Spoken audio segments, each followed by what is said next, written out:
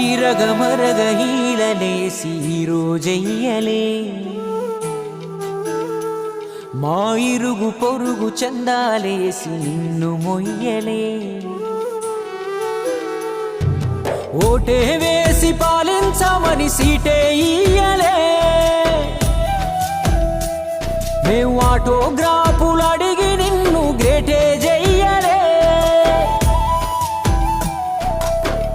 అయినా ఎందుకు నీకే ఇంతటి ఆరాటం అయ్యా ఎవరి కోసం ఒంటరి పోరాటం గుండావనుకున్నా వెండి తెరపై నిన్ను చూసి మా గుండెను తాకింది నీ సేవే ఓ మనిషి జిందాబాద్ డియర్ సోనూ సూద్ జిందాబాద్ డియర్ సోనూ సూద్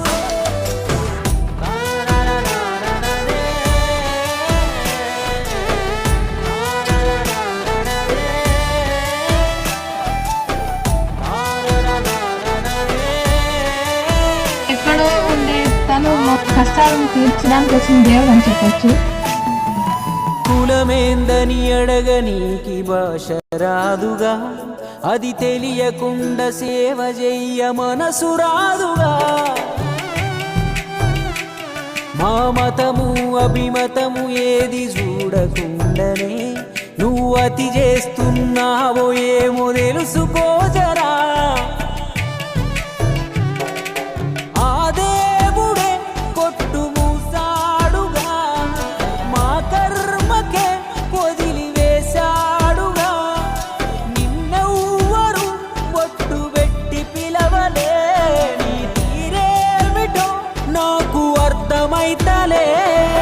జిందాబాద్ డియర్ సోనూ సూద్ జిందాబాద్ డియర్ సోనూ సూద్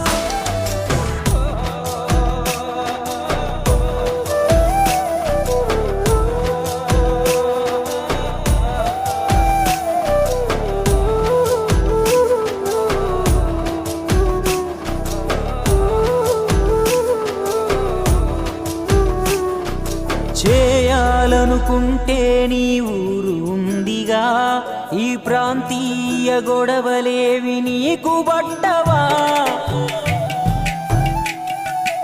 ఏ తల్లి కడుపు నిండా నిన్ను గన్నదో ఇది నీ తండ్రి నెత్తుటి అంశాన ఉన్నదో నువ్వు చాటావుగా ఓ నవ స్ఫూర్తినే ఆ దైవానికే మానవ రూపువే విస్తరించిందిగా నీ సాయం కదా విశ్వమే చేరదా నీకు చేదోడుగా.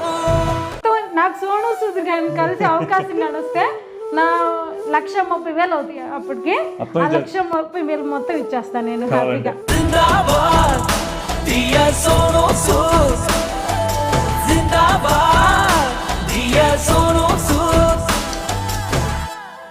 మొన్న ఊరికి పోతే మా అవ్వ అడిగింది దేశమిట్ట ఆగమైపోతుంటే ఏ దేవుడు దంటబడతలేడేంది బిడ్డ అని. ఒక్క దేవుడుంటే బాధ్యత తీసుకునేవాడేమో.